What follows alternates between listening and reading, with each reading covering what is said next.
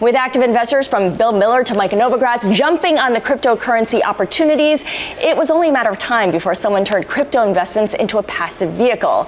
Bitwise Asset Management has filed for an ETF tracking its cryptocurrency index, and the firm's vice president, Matt Hogan, joins us now. Matt, great to see you. Thanks for having me. So Bitwise just filed the paperwork for the first ever crypto basket ETF. Talk us through how it's going to work. Sure. I can't talk that much about the filing, but I can talk about the index and the fund. So we have been running the first cryptocurrency index fund since November of last year. It holds the top 10 cryptocurrencies weighted by market cap, gives diversified exposure historically and up to date since inception. It's outperformed a standalone position in Bitcoin. We think most investors investing in crypto want to make the bet that crypto will be worth more tomorrow than today. They want to do that across all assets, not just Bitcoin. Our fund and the proposed ETF would allow them to do that. And Bitcoin has a 55% weight, Ether has a 20% weight.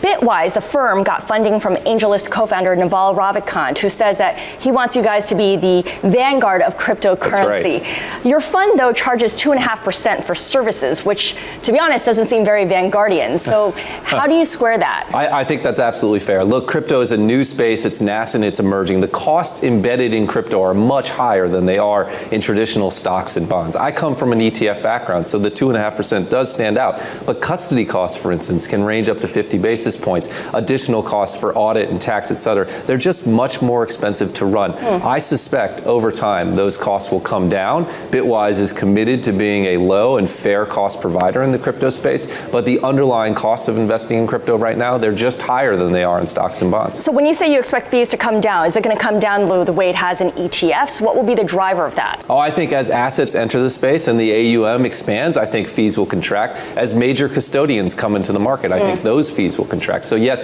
I would expect a rapid consolidation of fees. It's worth noting that most investors who buy into crypto do so in two other modalities. Either they buy at exchanges where they're paying very wide spreads, often 2% or more, or they buy hedge funds, which are charging 2 and 20. Our index over the last 12 months, this includes some backtest data, is up about 1,000%. 20% of that would be a 200% fee. So from that perspective, 2.5% maybe doesn't seem so bad. I suppose it's all relative. The SEC recently denied the Winklevoss's coin offering again, and it's still deliberating on VanEck's Bitcoin filing. Ed Lopez of VanEck told us how their Bitcoin ETF is different, and I want you to take a listen.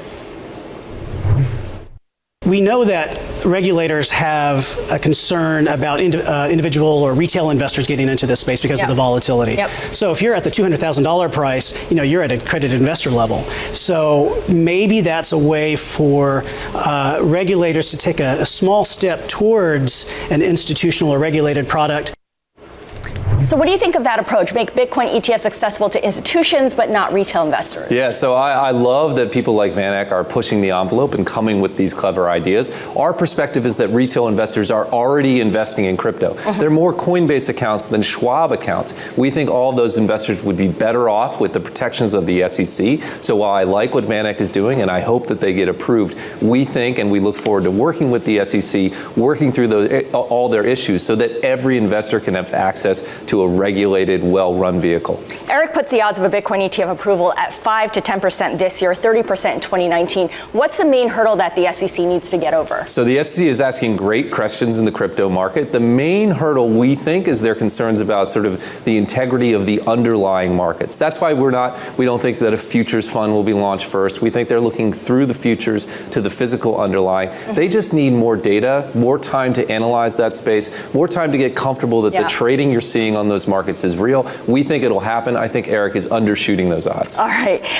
Final question to you, Matt. If you were to draw a Venn diagram between people in ETFs and people in cryptocurrencies, there's an overlap that includes you because you're one of a half dozen people who have left the ETF universe for crypto this year. What's the appeal? How do the two industries compare? That's a great question. I think there are two things that bring them together. The first is that they're both disruptive. They're aimed at disrupting big parts of the financial ecosystem, and that appeals to people. The second is that the real secret sauce of ETFs is that they disintermediated a lot of rent-seeking junk that existed in the asset management industry.